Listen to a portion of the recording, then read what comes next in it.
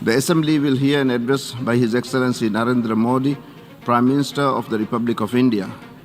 एक railway station के tea stall पर अपने पिता की मदद करता था, वो आज चौथी बार भारत के प्रधानमंत्री के तौर पर यूएनजीए को संबोधित कर रहा है।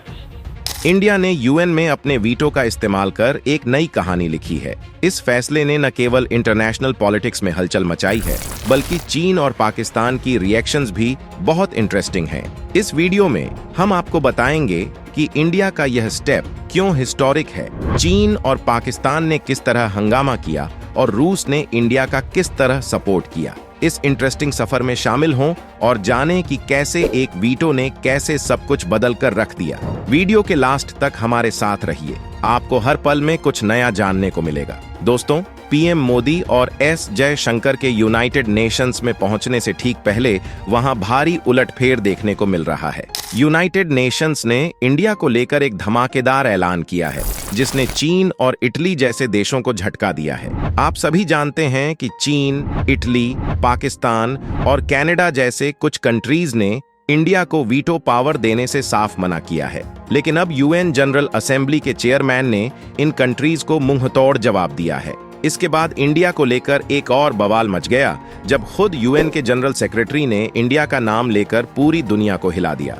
वहीं यूएन में इंडिया के नए एम्बेसडर ने सिक्योरिटी काउंसिल में धूम मचा दी है। इन दिनों यूनाइटेड नेशंस में रोज नए नए डेवलपमेंट सामने आ रहे हैं, तो आइए देखते हैं कि आखिर पूरा माजरा क्या है। दोस्तों, आपको बता दें कि यूनाइटेड नेशंस जनरल असेंबली के चेयरमैन दिनेश फ्रांसिस ने इंडिया को लेकर एक बड़ा अनाउंसमेंट करते हुए पूरी दुनिया को चौंका दिया था और कहा था कि यूएनएसएससी की परमानेंट सीट पाने के लिए इंडिया सबसे स्ट्रांग कंटेंडर है। उन्होंने यह भी कहा कि यूएनएसएससी में इम्प्रूवमेंट और न्यू मेंबर्स को इन्वॉल्वड करना जरूरी हो गया है, खास करके इंडिया जैसे 1.4 अरब की आबादी वाले लोकतंत्र को नजरअंदाज नहीं किया जा सकता।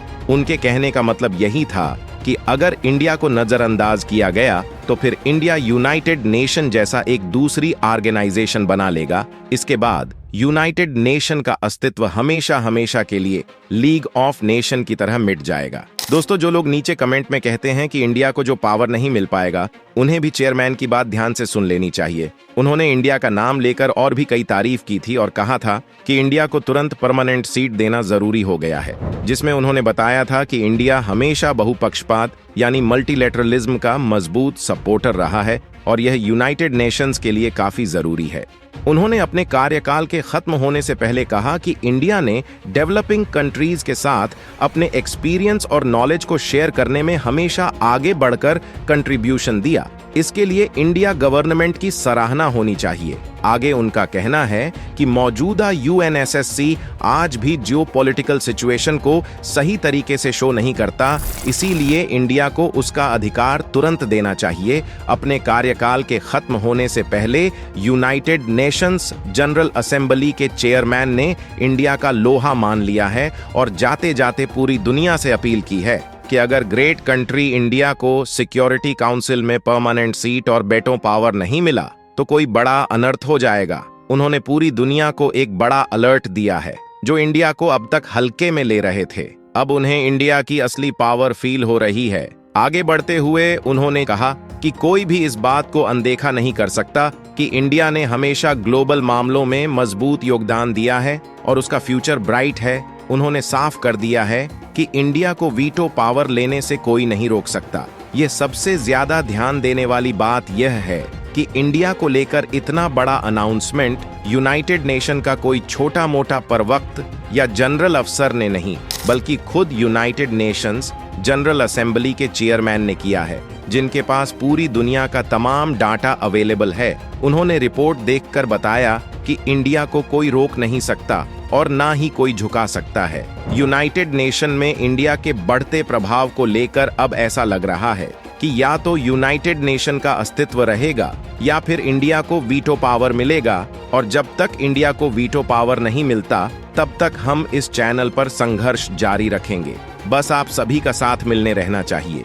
मैं जानता हूं कि नीचे कुछ कमेंट पाकिस्तान और बांग्लादेश से भी आते हैं, वहां के कुछ लोग हमेशा इंडिया को नीचे गिरने की कोशिश करते हैं। उन्हें हम बता देना चाहते हैं कि वह अपने मंसूबों में कभी सफल नहीं हो पाएंगे, इसलिए उन्हें अपने काम पर ध्यान देना चाहिए। फ्रेंड्स, सितंबर महीने के आखिरी दिनों में यूनाइटेड नेशंस के अंदर इंडिया बहुत बड़ा धमाका करने जा रहा है, क्योंकि पीएम मोदी और विदेश मंत्री एस जयशंकर इस दौरान इंडिया को लेकर बहुत बड़ा ऐलान करने जा रहे हैं। दरअसल यूनाइटेड नेशंस जनरल असेंबली की उच्च स्तरीय चर्चा 24 से 30 सितंबर तक चलेगी। इस दौरान यूनाइटेड नेशन में इंडिया को लेकर कई चौंकाने वाले ऐलान हो सकते हैं, जिसका सिलसिला शुरू हो चुका है। हालांकि इस बार पीएम मोदी जनरल असेंबली को संबोधित नहीं करेंगे।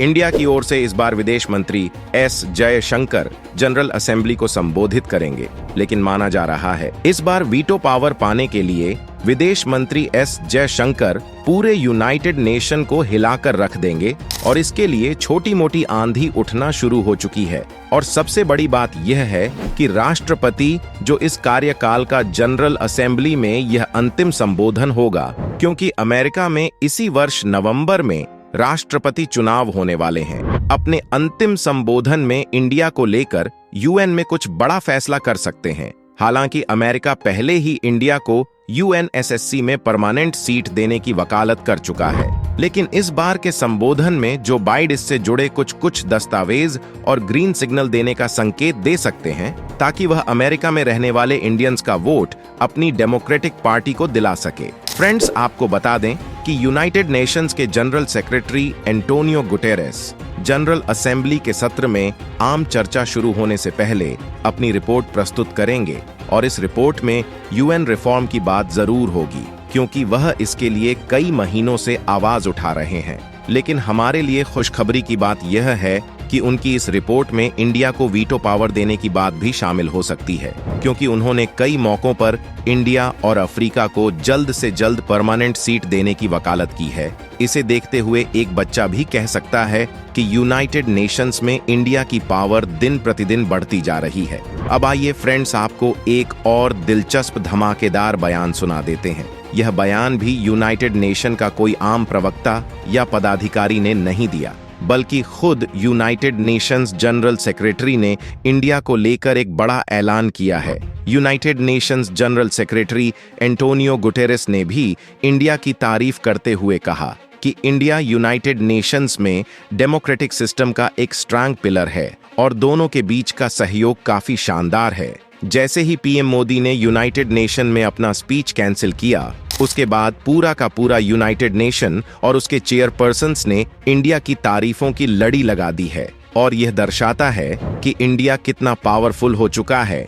एक तरफ मोदी ने स्पीच कैंसिल किया और उधर पूरा यूनाइटेड नेशन सहन गया। यह दर्शाता है कि इंडिया अपनी बदौलत यूनाइटेड नेशन की ऐसी तैसी कर सकता है। यूनाइटेड नेशंस में इंडिया के नए दूत नैनी हरीश का गुटेरेस ने स्वागत किया, जिस पर गुड शॉट पहुंचने के बाद हरीश ने कई लीडर्स से मुलाकात की, जिनमें यूएन जनरल असेंबली के चेयरमैन दिनेश फ्रांसिस और अन्य देशों की मौजूदगी इसे और बेहतर बनाएगी। हरीश ने बताया कि वह पीएम मोदी और विदेश मंत्री जयशंकर का अभिवादन लेकर आए हैं, जिस पर गुड शॉट पहुंचने के बाद हरीश ने कई नेताओं से मुलाकात की, जिनमें उन जनरल असेंबली के चेयरमैन दिनेश फ्रांसिस और अन्य देशों के यूएन दूत शामिल थे।